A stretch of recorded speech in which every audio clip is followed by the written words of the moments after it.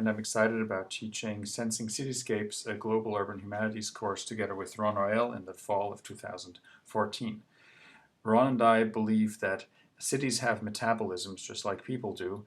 They take in energy, they take in resources, and they release pollution, and they release resources. And this churn of resources is not always fairly distributed across all participants in city life. And we're interested to see if data can help us expose those metabolic systems and see from where to where resources flow in cities.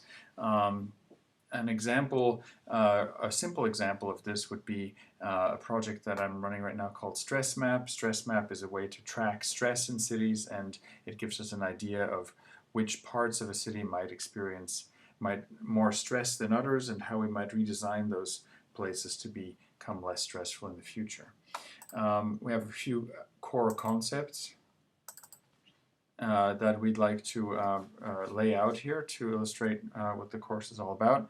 And here I'd like to refer back to a story about Perseus and the Graiai.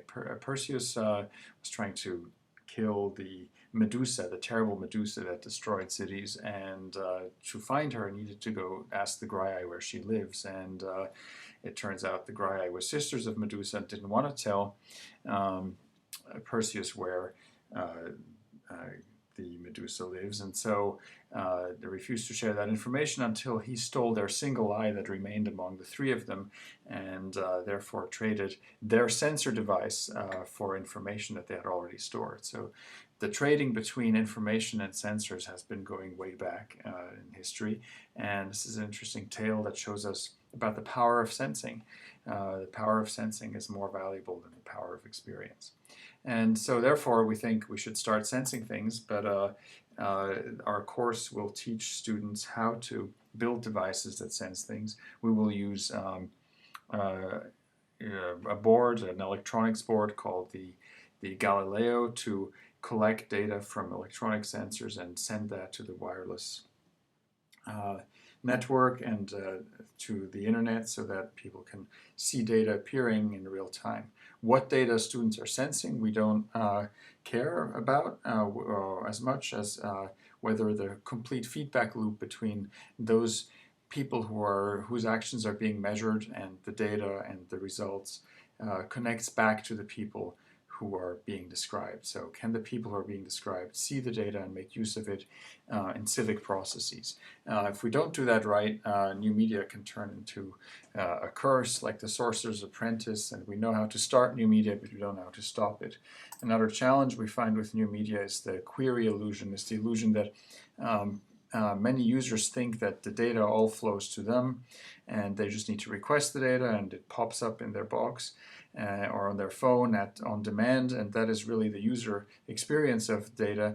But really, the way data works is that a lot of users are providing data to aggregated pools of data services such as Google or Facebook, and that creates collections of data known as big data.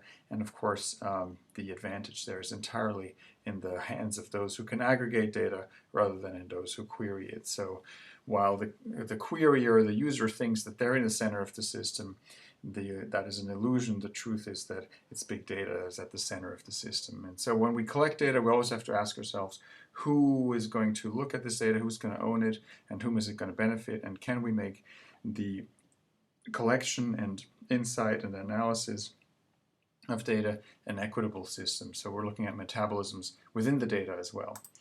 The tools we're going to use are, as mentioned before, the Galileo board. Here's a photo of it. And what's very exciting is that these boards don't do so well in city environments. They're sensitive to moisture, and they need electricity, and they're very vulnerable. And so what we need to do is design cases for them that fit into the urban landscape. And so that's where the design part comes in. We want to create cases out of 3D printed parts, perhaps, that will get data into the box, but not the pollutants or humidity or other other elements that would prevent it from functioning. So we also are asking, how does a device like this fit into an urban landscape? Maybe it looks better if it's a ball that rolls around, a concrete ball with a sensor in it, rather than a exposed sensor where people immediately can identify it as an alien object. So how can we connect the data collecting machine with its environment and make it harmonize with the environment? So putting all these things together, we have a flow chart here of a city, City 1 here, and City 1 has sensors distributed across its landscape. Those sensors produce data, goes into a database. The database is accessible via the web, so people can query that data that's being collected.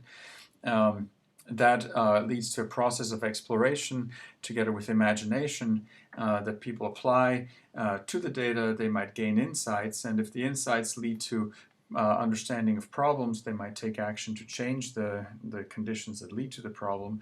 And if indeed the insights show that they find solutions and the previous cycle of problem solving works, then the data provides validation that the solution in fact did work, and then the insights can maybe be transferred to another city, city number 2. So that's how we hope the insights from this course will spread to other cities, so that the methods we invent here and explore and test might be available to people in global urban communities around the world. Thank you very much.